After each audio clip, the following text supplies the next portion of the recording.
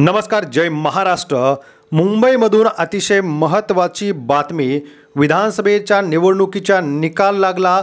6 महिन्यापूर्वी लोकसभेचा निकाल लागला आणि या निकालामध्ये महाविकास आघाडीने जोरदार मुसंडी मारलेली होती। त्यानंतर राज्याच्या विधानसभा निवडणुका पार पडल्या आणि यामध्ये महायुतीने कमबॅक केले। यातच आता आरोप प्रत्यारोपाच्या घटना घडत असतानाच मुंबईमधून महत्त्वाची बातमी आणि थेट आता कोर्टाच्या निकालाकडे सर्वांचं लक्ष लागलेलं आहे। जवळपास हा निकाल काय येणार आहे याचीही चर्चा जोरदार रंगू लागलेली आहे। नक्की बातमी काय आहे जाणून घेण्यापूर्वी चॅनलला सबस्क्राईब करा, व्हिडिओला लाईक करून हा व्हिडिओ जास्तीत जास्त शेअर करा। शिंदेगडाचे रवींद्र वायकर यांच्या खासदारकीला आव्हान देणाऱ्या शिवसेनेच्या अमोल कीर्तीकर यांच्या निवडणूक याचिकेवरील सुनावणी बुधवारी पार पडली। उच्च न्यायालयाने दोन्ही बाजूचा युक्तिवाद ऐकून घेतला आणि निकाल राखून ठेवलेला आहे। उत्तर पश्चिम लोकसभा मतदारसंघातून निवडून आलेले शिंदे सेनेचे रवींद्र वायकर यांच्या खासदारकीला उद्धव सेनेचे उमेदवार अमोल कीर्तीकर यांनी उच्च न्यायालयामध्ये आव्हान दिले होते। मतमोजणीत फेरफार करून वायकर यांना विजयी घोषित करण्यात आल्याचे त्यांनी खासदारकी अवैध ठरवावी अशी मागणी कीर्तीकर यांनी निवडणूक याचिकेतून केलेली आहे।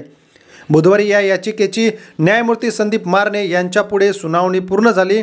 उत्तर पश्चिम लोकसभा मतदारसंघात शिवसेनेच्या अमोल कीर्तीकर यांचाच विजय निश्चित मानला जात होता। मात्र पोस्टल मतमोजणीत 48 मतांनी वायकर यांना विजयी घोषित करण्यात आले होते।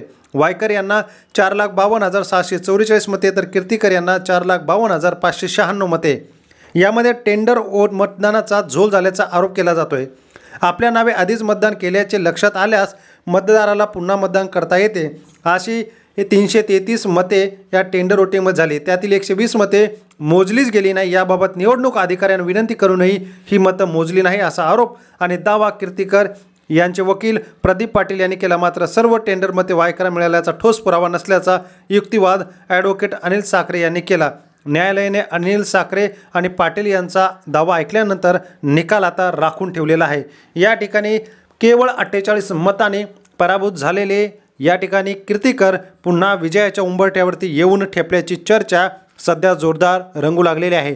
तर मुंबईमधून शिंदे गटाला पुन्हा एकदा हा मोठा धक्का बसू शकतो असंही मानलं जातं। धन्यवाद।